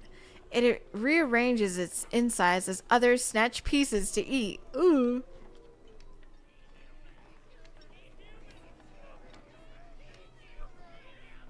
I almost forgot these ghosts aren't any different from the ones outside. It's hard to say how long they've lived like this. It's pitiful that not a single immortal bothers to listen to their prayers. Immortals don't even answer to humans. Why would they listen to ghosts? However, they seem to be enjoying themselves. Do you like what you see?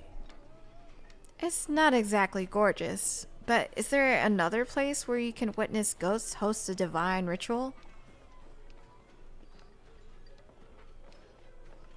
Seeing my amusement, Caleb lets out a low chuckle and hands me the wine vessel that's filled with liquor. It's clear and bright like a scoop of moonlight.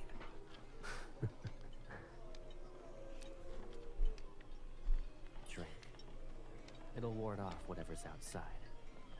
The wine is strong but surprisingly smooth. Warmth blooms throughout my body as soon as I swallow. How did you manage to find such good wine? Don't tell me there's a ghost brewmaster. It's a secret. A secret? He jumps down from the rooftops and turns. His arms are wide open. Come. Let's go have some fun. A ghost festival? I'm in. Beyond the parade, a night market has appeared. Ghost chefs swing 3 cleavers at once as they chop with ferocious enthusiasm. The stalls are lined with oddly spiked trinkets. Their craftsmanship isn't as polished as humans, but there is a unique charm. We've barely walked down half the street, yet my arms already carry a bone wind chime, a casket fragment with many colors, and a beast-toothed hairpin. I'm not greedy. It's just whenever I glance at something twice, Caleb gives one look and... Stay away! Take it! Oh, Take whatever you want! oh no, they gave it for free. I accept everything with a look of apology. Caleb flicks my forehead. Shouldn't you express your gratitude after taking all of that? We should prepare a return gift and deliver it together. A few severed tongues should suffice. Oh my gosh. No! No, come any closer! The ghost runs into the parade while shrieking. I don't know if the frenzied ghost will trample it flat. Is there anything else you like? His gaze drifts toward two more trembling ghosts. Before they panic and run, I grab Caleb's arm. We have more than enough. The Nether Wardens at Nether Falls will be happy for weeks. I sift through our haul and hold up one pendant to him, then another. They're mediocre. My Caleb is the best in this world. Only flawless things are worthy of his attention. Is that what you think? What exactly qualifies as flawless? I pretend to mull it over. Then I smile and wrap my arms around his waist. Me, aren't I the best sister you could ever ask for in this world?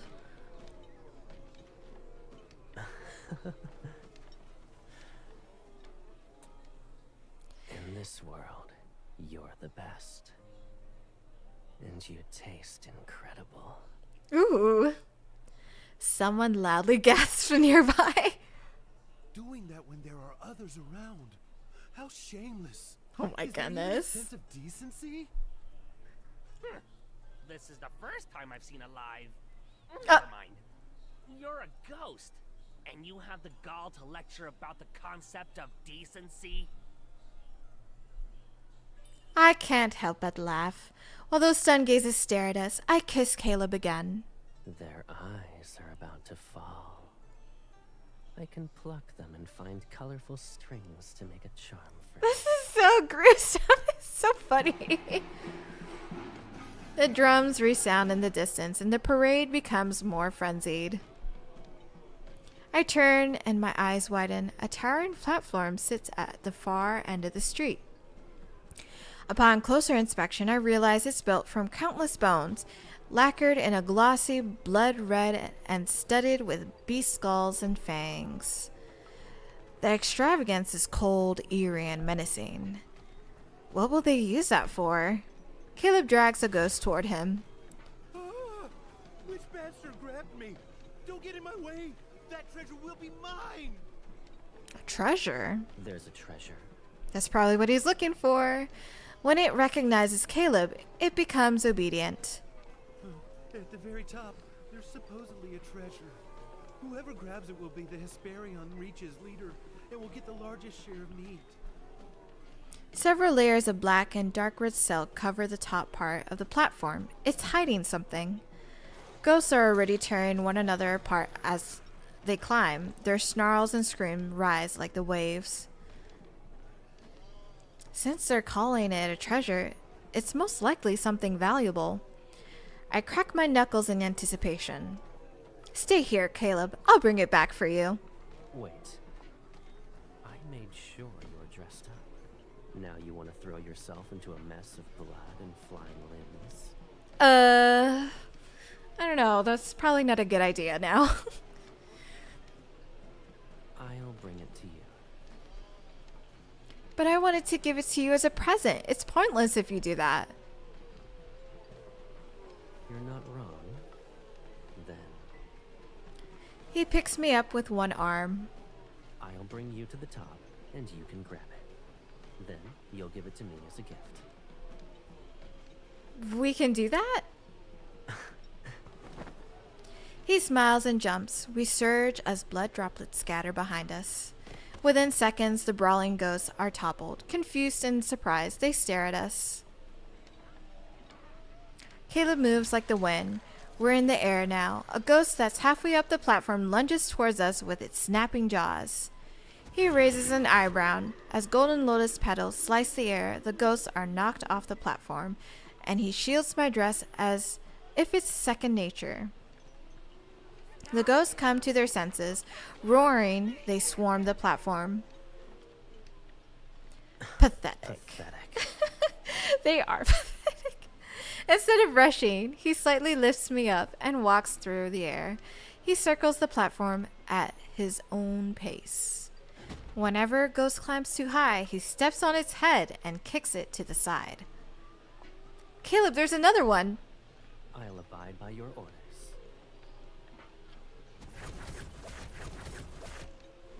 The ground is quickly covered with groaning ghosts. Please, I clap for Caleb.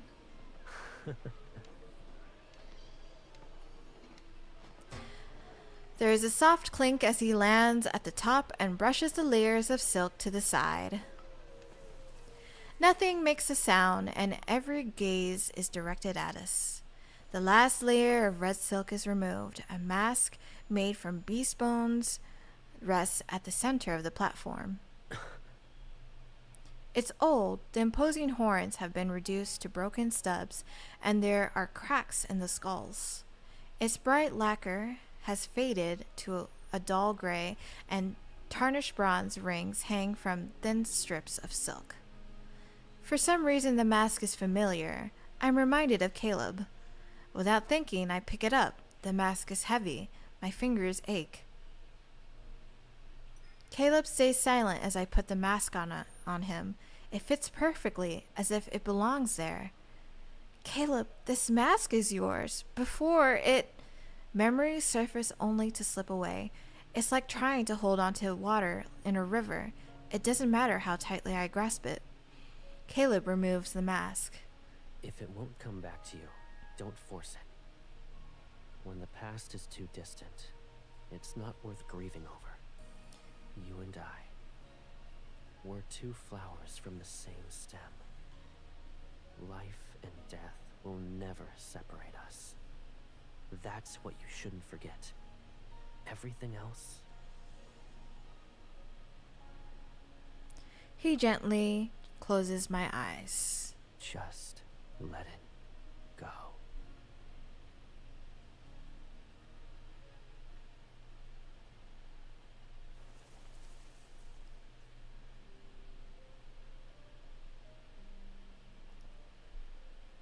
When did I return to Nether Falls? I touch my head as I sit up. I don't remember when I fell asleep or how I traveled from the Hesperian Reach to Nether Falls. I remember something, but the more I try to reach for it, the emptier my mind feels.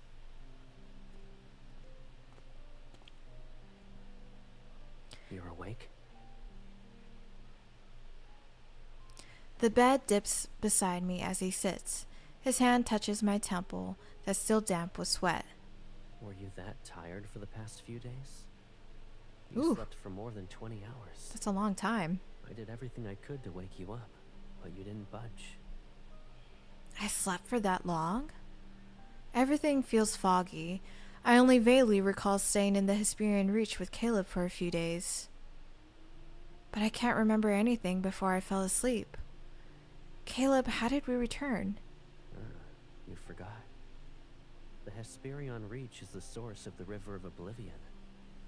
We followed it downstream. You even brought all these baubles with you. You wanted to give them to the Nether Wardens. You said you wanted to find an item in the Hesperian Reach. Did you find it? I struggled to remember until I finally grasped a faint thread from a single memory. I found it, yes. He gives a small smile and lowers his gaze. It wasn't important. Don't worry about it.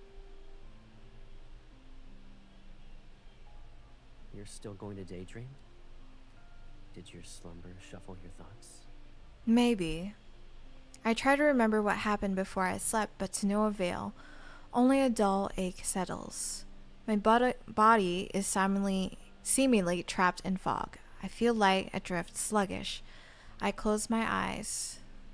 All right. You've slept long enough. He picks me up and carries me toward the doorway. You won't be sleeping the next time you close your eyes. It'll be because you fainted from hunger. She's probably hungry the past few days. Alright, it's 11:59. That was definitely perfect timing. We're more than halfway there. But I think I will save the rest of it tomorrow, and maybe I will start Silas's third myth again. But look at all those unclaimed prizes. But to everyone who was watching, I appreciate you sticking around and for supporting me. Thank you for all the likes. I see I have 5,178 likes. We can wrap up this impromptu silent game now. Caleb, I'm trying to say goodbye to everybody. Hush.